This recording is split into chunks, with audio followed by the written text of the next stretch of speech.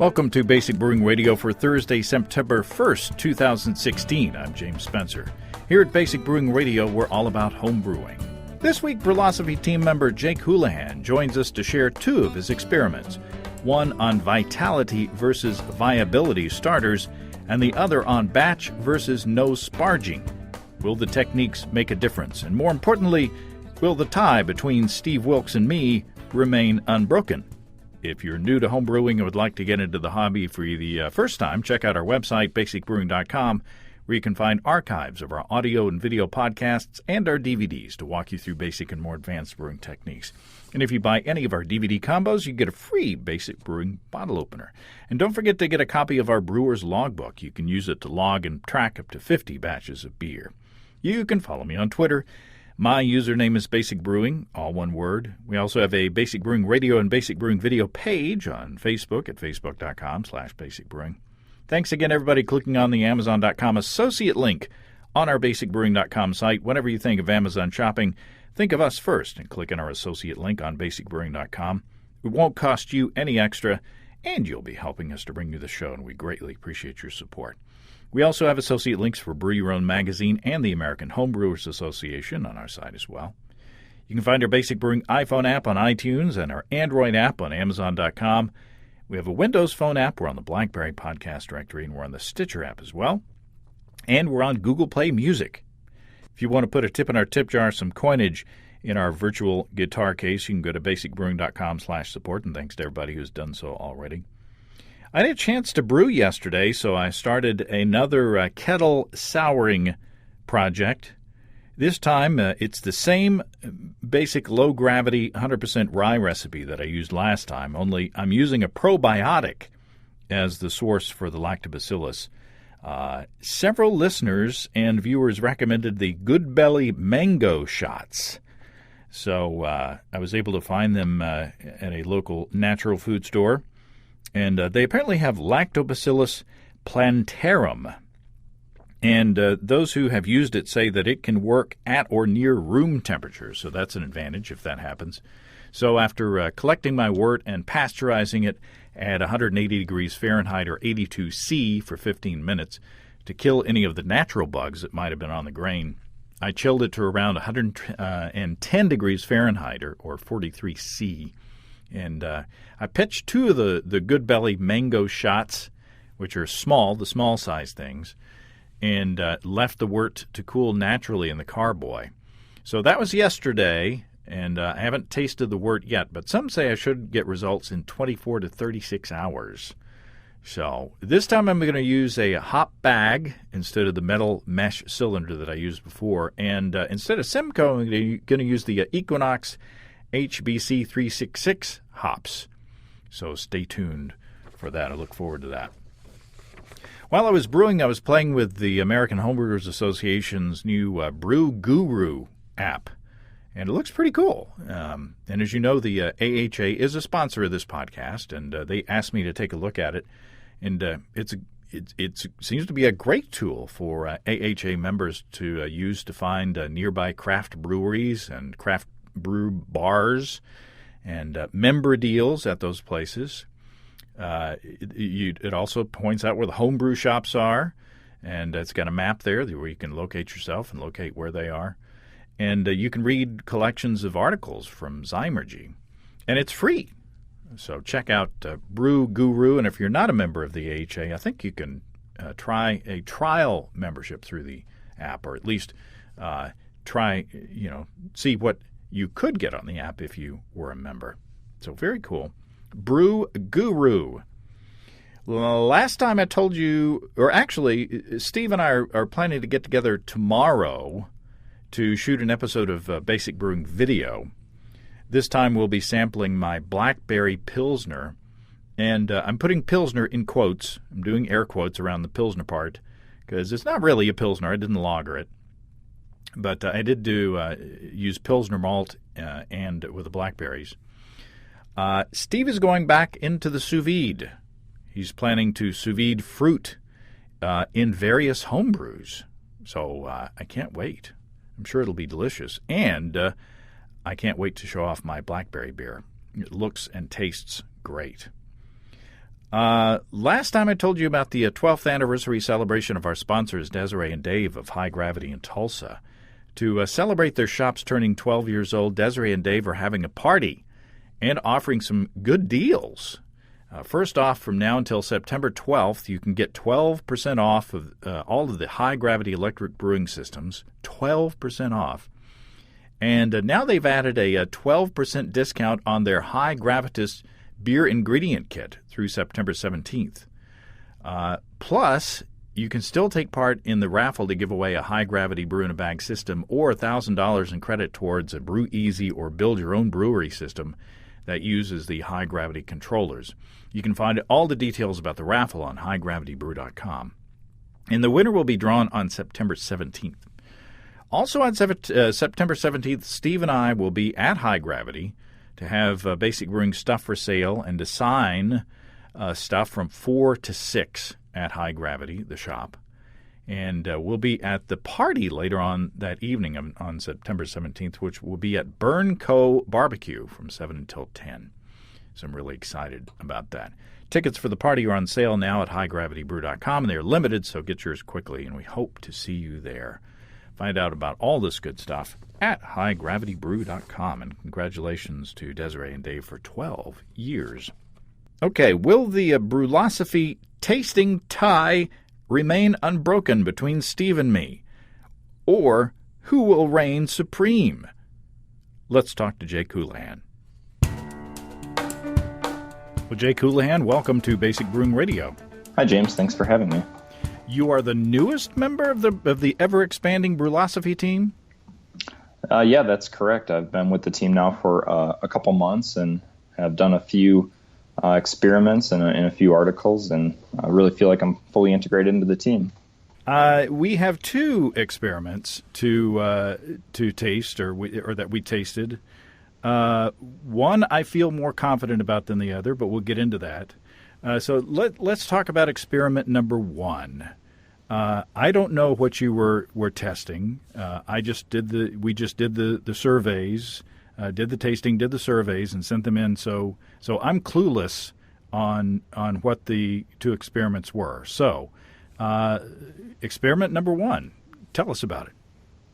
Okay, so for the first experiment, we actually we've done quite a few experiments with different yeast temperatures, different yeast pitch rates. So with this experiment, what we decided to do was try a method that we've used quite extensively at Brulosophy, the vitality starter. So we did a vitality starter versus a traditional starter in a lager to see if that made a difference, because we found similar performances in ales, but we decided to try doing it in a lager and see if that was reliably distinguishable by participants. So tell us the difference between the 2 starters.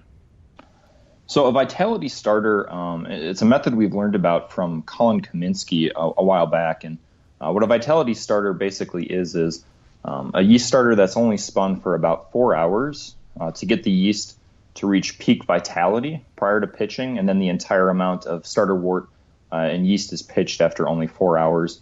And generally, we've done about 500 milliliters for the vitality starter, which is quite a bit smaller than a traditional starter. For instance, the traditional starter in the beer you tasted had about 2,700 milliliters of wort compared to the 500 milliliter vitality starter. And so the vitality starter is essentially just waking the yeast up, and you don't care so much about the numbers of cells? Yeah, exactly. That's the theory behind it, that you don't need to oxygenate your wort, and you don't need to increase the cell count. You can just get these yeast cells super vital, pitch them, and then they should have a very similar fermentation experience as pitching a regular starter, which is more based on cell count. So what did you find on the ale side? So on the ale side, we've regularly done this and never found a difference between the 2 types of starters. Okay, well, that's fairly straightforward. So I'm assuming here that the difference is the fermentation temperature of the beer ale as opposed to a lager. Yep, so the beer that you guys tasted was fermented at 50 degrees for the bulk of fermentation, and then bumped up a little bit towards the end, whereas the ale starters are pitched at about 66 degrees and then bumped up a little bit towards the end. Talk about the recipe. So this beer was a simple Pilsner recipe. I believe I used 100% two-row Pilsner from Germany, and then just a simple hopping schedule of just a 30-minute and a 60-minute addition, and then the Czech Budovici lager yeast, which is out of the Czech Republic. I wanted to make kind of a Bohemian Pilsner because it was, early middle of summer. It was really warm here in Denver, and a Czech lager just sounded like something I wanted to have on tap. Due to the restrained use of hops to really showcase any differences in the variable, I felt like it tasted a little bit more like a American lager, maybe, or just a simple European lager than a Czech lager. And talk about your method. Is it the same batch of wort split into two? Yep. So for this specific beer, I mashed in 10 gallons, boiled 10 gallons altogether, and then after the boil, I split off the wort into two 6-gallon carboys where they were hit with the different variable at that time.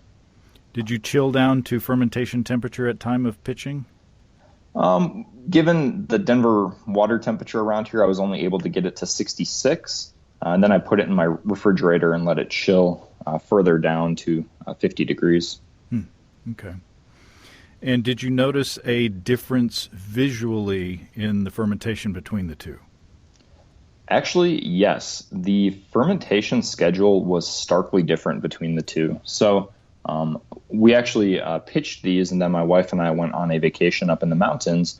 When we came back 3 days later, we noticed the Vitality starter did not appear to have any signs of fermentation. I had actually thought I messed up and maybe pitched both flasks into the same Viability beer in my rush to get out for camping, but I let it sit for another day or so, and then the Vitality starter started to kick off. It was super sluggish, and it took 30 days total for the Vitality to ferment out, whereas the Viability beer was done in about 14 days. Wow.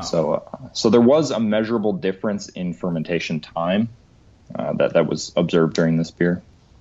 So the question is, does it make a difference on the flavor or on the I guess we should ask, first of all, was there any difference in the finishing gravity between the two? There was. It was 1 point off, which I'm inclined to just think is potential measurement error. So really, in fact, after those 30 days, it had fermented down to basically the same amount as the Viability starter, which surprised me. So the yeast had a bit of a more sluggish start, but they seemed to power through the operation of fermenting those sugars. Yeah, exactly. So, are there anything else? Is there anything else we need to add before we go into the tasting session? I don't think so. Okay. Well, here we go. Steve and me in Studio A, testing experiment number 1. Steve Wilkes, welcome back to the Studio A, I guess. This is a loose track. Thanks, James. It's a pleasure to be back. We got 2 Brulosophy experiments today that we're tasting, and we just tasted the first one. We have the green, white, and blue cups in front of us. And again, this was fairly close, I would say. Very hard to tell apart, yes. I was going to ask you what your impressions are, but so what do you think? You don't want to go there. What I think is that, well, I'm going to go out on a limb and just cut to the chase. I think the green sample is different. That's what I think. I did too. Good. We both said the green, and then we got one further question comparing the green and the red and which do we like the best, and then we were done on the survey. So either it's a very short survey or we missed it. Yeah, it's one of the two, and I said that I like the red better. So I'm just curious what you thought. I did too. Now we must say that there was a visual indicator. There was less foam, less head retention on the green than the red and the blue. So that may have been, an indicator in our brains to pick it as the different one. But I tasted some differences. Yeah, I did too. I thought the green beer was actually kind of watery. And so it tasted thinner in a watery sort of way, not like a low alcohol beer might taste thin compared to barley wine, but it just had a watery quality about it. None of the beers had a lot of hop character, though I felt like the red, and for that matter the blue sample, had kind of a spicy hoppiness to it that seemed to be missing from the green. Pretty much that's the big difference. The malt seemed to be the same, so I'm assuming that the malt bill, the grain bill for it is the same for all three beers. And I'm going to go out on a limb and say I think it's a hop test of some kind. I felt that I agree that the red and the blue hop character was more bright, in my opinion. The green beer tasted almost stale to me, like it had been either aged. You remember the experiment we did where we abused the beers with heat? Yeah. And then we tasted them side by side. Yeah. It kind of reminded me of that. It seems like it's almost like the beer has been either aged or mistreated in some way. Well, yeah, maybe the guys at Brulosophy just yelled at it a lot. They just kind of said nasty things to it every morning before they left the house for like 3 weeks. You're a loser. Yeah, I was going to say anything. I was going to get political, but I'm not going to. But so no, I don't know. There's just something off about it, in my opinion. And there's always the chance that we could have gotten a weird bottle, and that might have thrown us off. But I think that, and I went back and tasted, the green first, the red, and then the blue first, and then the rinsing with water in between. And the green always had just kind of a wang to it. And I just think that there's definitely something different, in my opinion, from the other two, and not as good as the other two. I couldn't have said it better myself. So now I don't get the stale quality in the green one that you do. I don't get that, or I don't get that wang sense, but it just seems like there's just something not there that ought to be there. Mm-hmm. So these Brulosophy experiments are always so interesting because with nothing to guide you, you don't really know what you're supposed to be looking for. So I've already said I think this is a hop test. Now watch, it'll be like sugar. It'll be something completely unrelated, or temperature or something. But the biggest difference I get between the two beers is the hop character. And then, like I say, the green, to me, it's not a wang issue. It's just a wateriness. Yeah, there's almost, going back, it's and again, I may just be talking myself into all this, but there's almost like a little skunkiness to the green one. And we're inside, and these are paper cups, so I don't know. Just seems a little off to me. It does have kind of that little bit of a Heineken quality to it, just ever so slightly. It's a green in a green cup. Yeah, gonna do it. All right. Well, we're either right or we're wrong, and either way, we're still tied. Yep. Okay, on to the next one. Excuse me. Okay, so we agreed on this one. We picked green being the different one. We said less head retention. Steve said it tasted watery and and less bright, and I said that it tasted kind of abused and stale and skunked. And to me, I mean, the more we sipped those samples, the more I convinced myself that I was correct. So, Jake, were we both right or were we both wrong? Well, either way, if you're both right or wrong, you still keep your score against each other. But you were, in fact, both right. The interesting thing about this is this experiment was super far from significant. In my initial panel of tasters, out of the 29 people that tried it, only 7 were able to correctly pick out the different beer, and we would have needed 15. So even with your data on that, that would not have bumped it too significant. Really? How much time has elapsed between that test and when we tasted it? Right. So that was my initial conclusion based on listening to your specific tasting notes, was that potentially the fact that had sit in my Keyser for about a month and then was bottled and shipped to you, maybe sometime during that process, it sped up a little bit more of the staling character, because remember that the viability beer, which is the one you picked out, that beer had finished fermenting for about 14, 18 days prior to the vitality starter. So maybe sitting that time during fermentation, it had already begun to further some staling properties compared to the vitality beer. So which one was the green one? The green one was the normal starter. Really? Yeah. So the one that we liked the least and found fault with was the one that was brewed more normally. Exactly. Yep. I know, it's so counterintuitive. That's bizarre.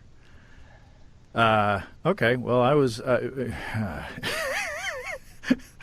these darned experiments, just when I think I'm all confident on my opinion of the results, I get thrown a curve.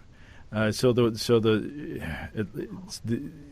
you done any more testing on those, more recently? Yep. I still have a bit of the viability one left. The vitality one is now gone, but the viability one still tastes the exact same as it did. So I'm inclined to think that possibly during packaging and shipping, maybe it sped up some staling properties, or maybe in fact it was just a bad bottle. Interesting. Well, I mean, it was probably pretty warm in the UPS truck on its way. Exactly. Even though you did an excellent job of packaging those, it could have gotten warm. But all three bottles were subjected to the same conditions along the route. So very interesting. I know, like all of these experiments, it just leaves me scratching my head. After I collected all the data, and this was very far from significant, then your tasting notes just leave me wondering if maybe, in fact, the age of the viability beer being completed faster, maybe that had some sort of an effect on how the beers tasted when you tried them, which makes me want to explore aging beer more. Yeah. Well, we've proven through our little less scientific than your method, experiments that when you treat beer badly, it suffers. So there's no mystery there. But it's interesting, the comparison between the two batches of this brew. Of course, the science is all about repeatability. So it would be interesting to do the same, experiment again, and just see if you can duplicate the results. Yeah, absolutely. Though I would prefer not to tie up my fermentation chamber for another 30 days. Maybe if I'm going to go on a 2-week vacation, I'll try this variable again. Or we can invite, readers, Brulosophy readers, and Basic Brewing Radio listeners to do the same experiment themselves. Interesting. So, okay, well, there you go. Well, I got to feel good that Steve and I each picked out the different one. So let's talk about experiment number 2. What was experiment number 2? So experiment number 2 was actually testing something that we've had requested a lot.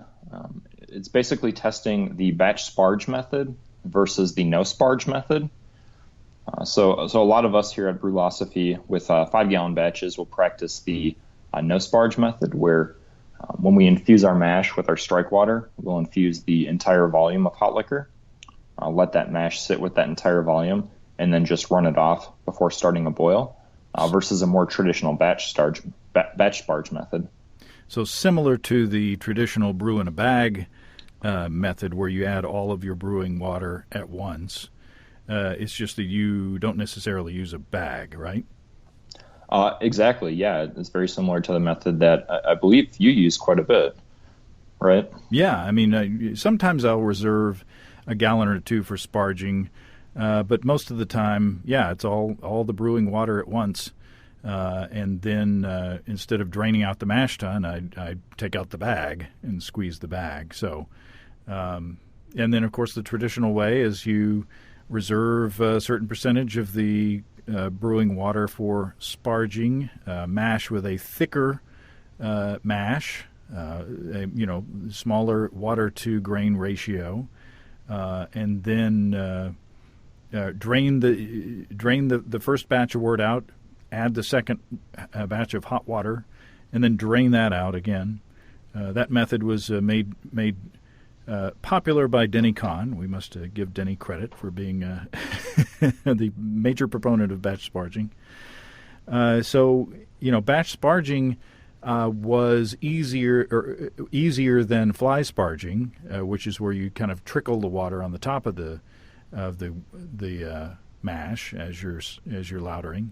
So we go from fly sparging to batch sparging, which is seen as easier, and then to no sparging, which is easier still.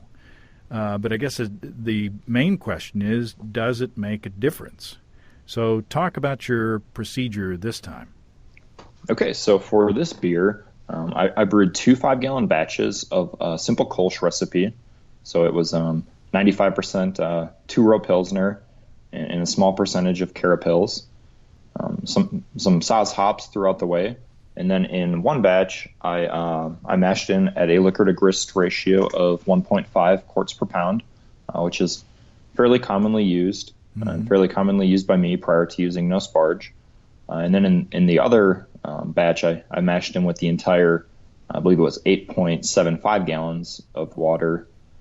And then in the batch sparge method, I made up the remaining water so that both worts received equal amount of water in total. So how did your starting gravities compare?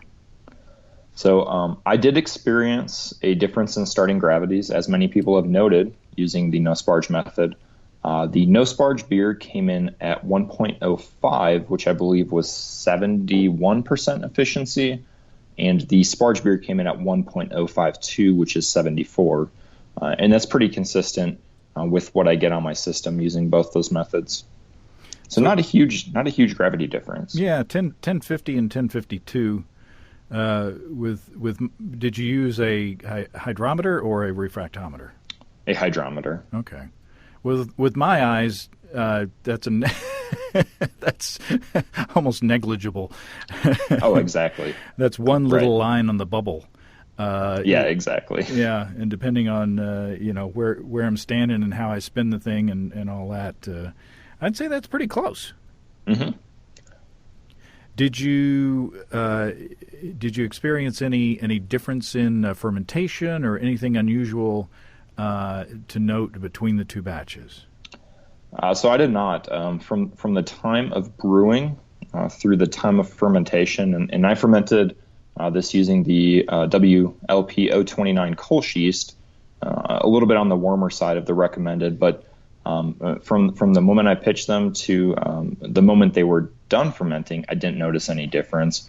Once they were finished fermenting and I cold crashed and fined them, the batch sparge beer was actually significantly hazier than the no sparge beer, which shocked me. But it was a haze that lasted throughout the entirety of the keg. Interesting. Any difference in the final gravity?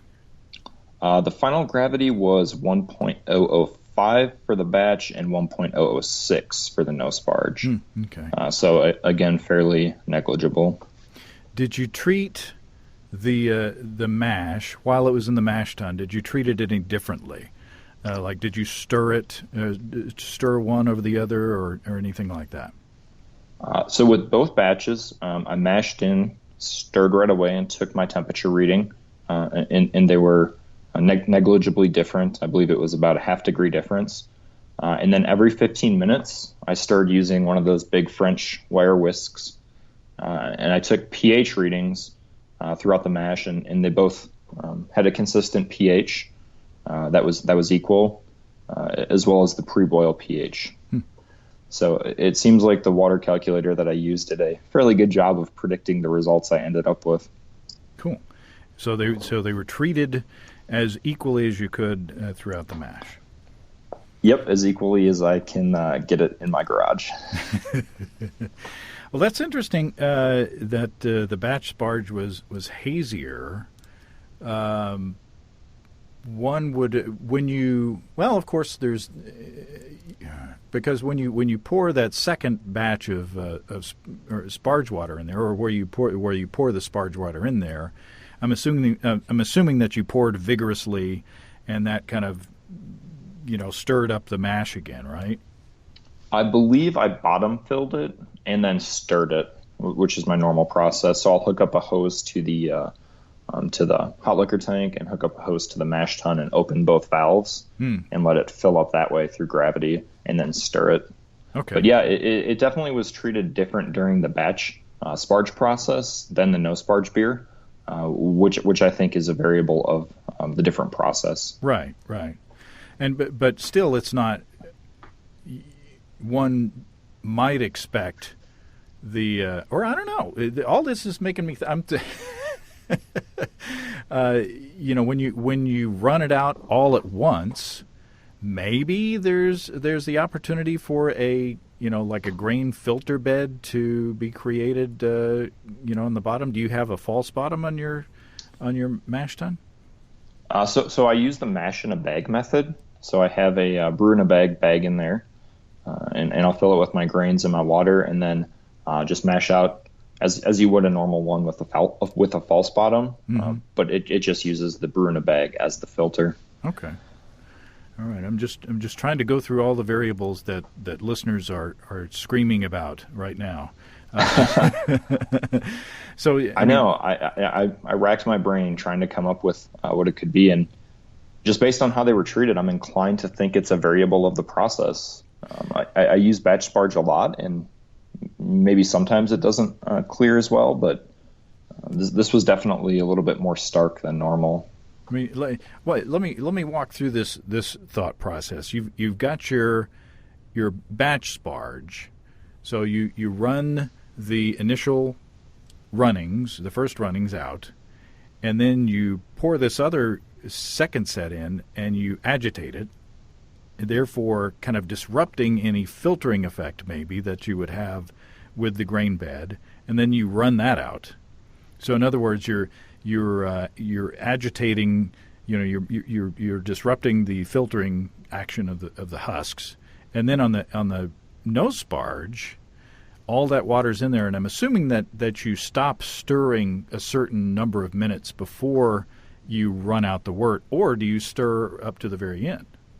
I think I stir for the final time about 15 minutes before the end of the mash. Okay, so in theory, the no sparge would have 15 minutes to kind of settle down and kind of establish a filter bed with the husks in there. Is this logic making any sense at all, Jake? Am I just crazy? No, I think it does. I think the conventional wisdom about sparging is that perhaps it extracts additional tannins, polyphenols, and silicates, and maybe for some reason this batch did extract a little bit more of those and ended up causing a haze in the beer that wasn't able to be fined out. Interesting. Okay, well there you go. Are we ready for the tasting? Yeah. All right, here we go. All right, Steve, we're at experiment number 2. Are you any more confident with this one than you were the first one? Not at all. In fact, I'm less confident with this one. Quite a bit less confident. Me too. I think that my theory is that this is a Belgian triple. Yeah. Because it seems fairly high in alcohol to me, and it's got the banana clovey kind of thing. Overall, I like the beer. Yeah, the beer's pretty good. Yes, so it's got that little spiciness going on. So yeah, I think that you're probably right there, pretty close to right. Which one's different? You have to go first this time. I said blue. I said blue was different, and you're holding your cards close to your vest. You're indicating one way or the other. I thought that in the beginning, I thought red was different. But then as they warmed up, I thought the blue had a little bit more of a clovey, spicy character going on. And you're still shrugging. And you're not. Let me dig deeper. So, and I haven't tasted them. And then I picked blue, and it told me to compare green with blue, and then I was done. So I don't know if that means that's good or bad. So I'm going to stick with it. Like I say, my first impression was that the red was different because I thought it was more spicy. But then it calmed down as the beers warmed up a bit, and then I thought blue had more of the spicy, clovey character. Now, we're pretty close together on this, but I picked green again as the odd beer out, but it asked me the exact same thing. So I picked the green beer as the odd one, but then the second question was, which do you prefer, the green or the blue? I preferred the blue, and I was done. That was the end of the survey for me. So we each had the exact same questions, but we had different odd duck out beers. But my reasoning again was the same as the first time. I thought the red and the blue, I thought were the same beer. They were a little bit more spiced hopped. I mean, I got a little bit more of a spicy character. They both seemed to be a little brighter somehow. So I thought that those were the same two beers, and that would make the green one the odd duck out. But I will say this, when you poured these and they were still quite cold, I thought that the green beer had a very bright, crisp hop aroma that the other two didn't seem to have. And I'm saying this is within 30 seconds of you pouring the beer. Since they've warmed up, that's gone away. I still think, my palate still says the green beer is the different beer. Well, they're very close. And again, this is another one where I'm going back and forth, and it's not like, that's the one and I'm sticking with it. Now, the first experiment, I'm leaning my way.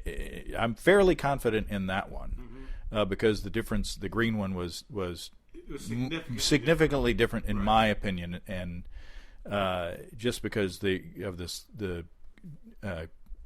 defects that we were talking about before.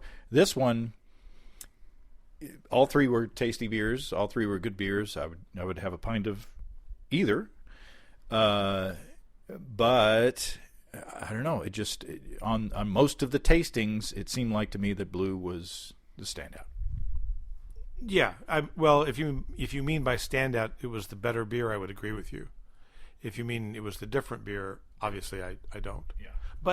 But again, I'm like you. We are really splitting hairs here, and they're all three perfectly good beers. I'd be proud to brew it, proud to serve it, and any one of the three I would serve gladly to my friends and foes. But so again, I'm really curious about what the experiment really is. Is it boil time? Is it freshness of hops? Is it temperature control? I would just be very curious to hear what the parameters of the test are.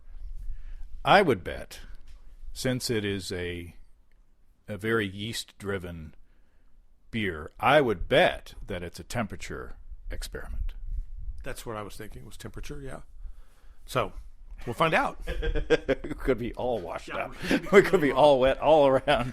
Stay tuned for our next to the last episode. When we switch over to cars.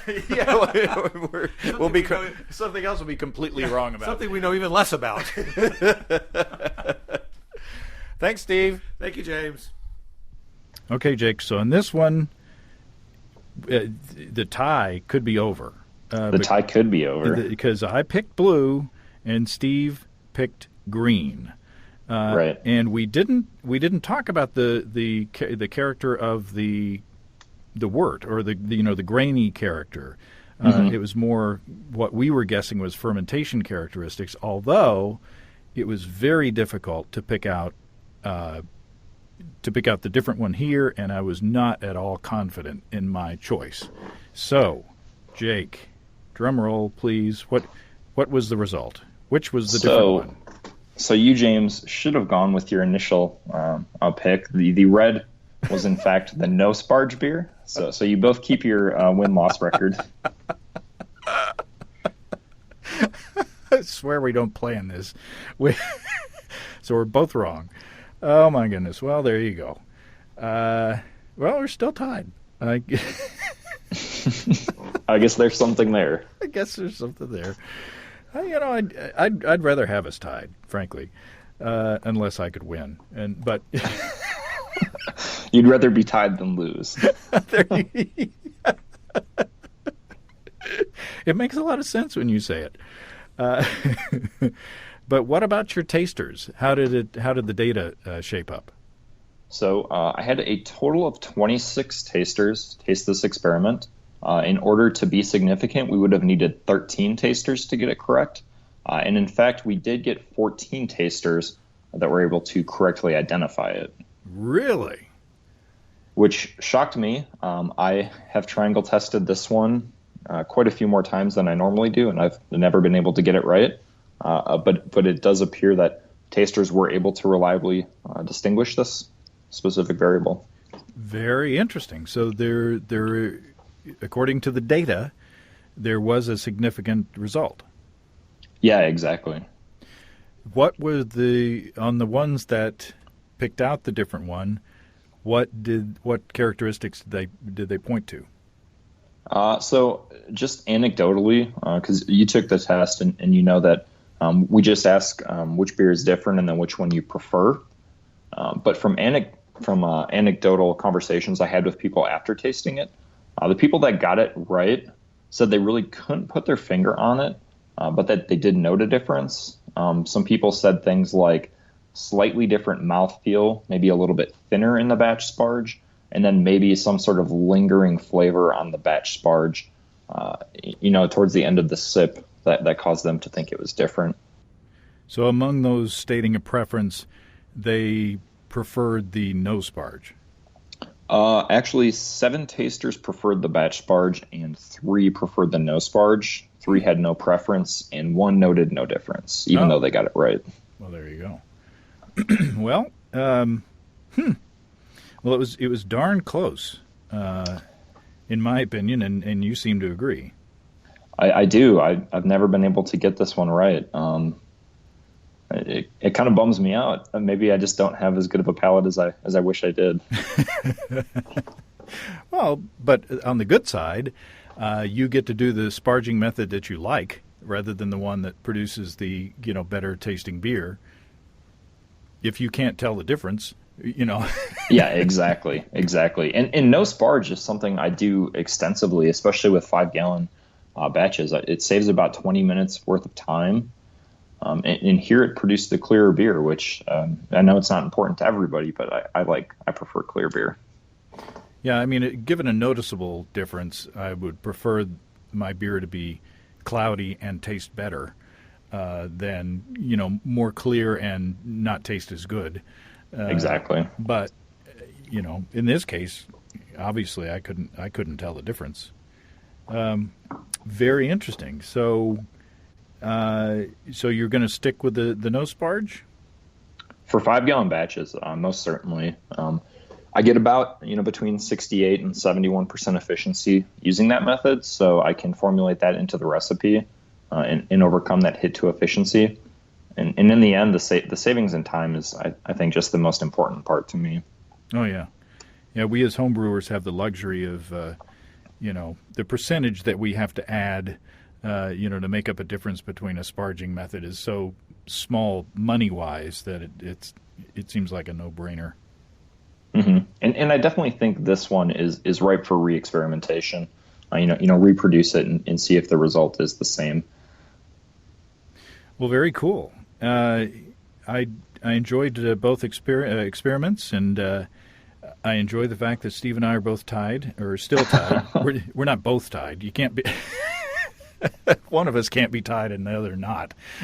It's kind of redundant to say we're both tied. But that's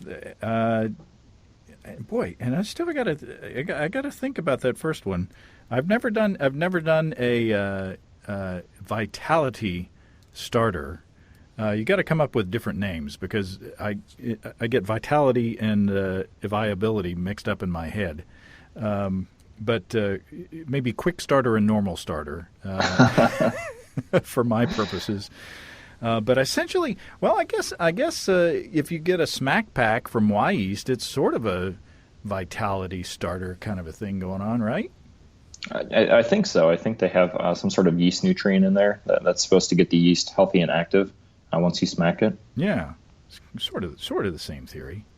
Mm-hmm. I don't know. Somebody will let me know if I'm wrong. I'll definitely continue to use the vitality method with ales. It works fantastic. Well, excellent. Well, this has been a lot of fun, and I welcome to the, even though you've been there since April, welcome to the the Brulosophy crew, as if I have the power to welcome you, but I certainly welcome you on the podcast, and I look forward to hearing more from you and reading more of your stuff on the blog. Well, fantastic, James. Thanks for having me. I really had a great time. Awesome. Thanks, Jake.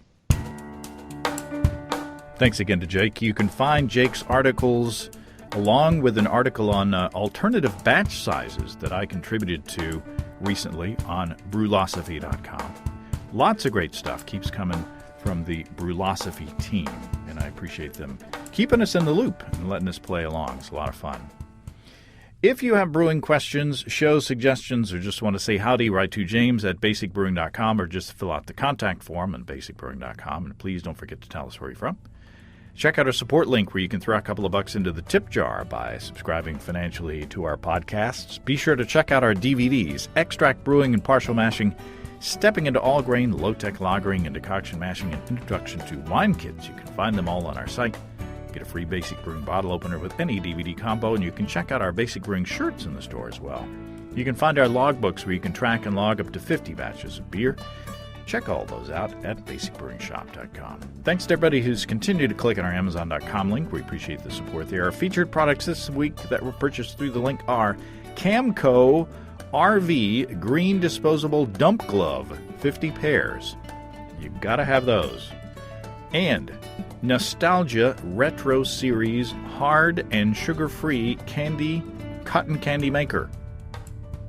Thanks again, everybody. Remember, I can't tell who bought what, so no worries there. Just click on the Amazon.com logo on our site the next time you feel like Amazon shopping. We greatly appreciate your support. Don't forget, you can also join the American Homebrewers Association and subscribe to Brew Your Own magazine through the associate links on basicbrewing.com. That's all until next time. Until then, thanks for listening, everybody. I'm James Spencer. Production help for Basic Brewing Radio and our website is provided by Kelly Dodson. Basic Brewing Radio is a production of Active Voicing. We'll talk to you next time, everybody. So long.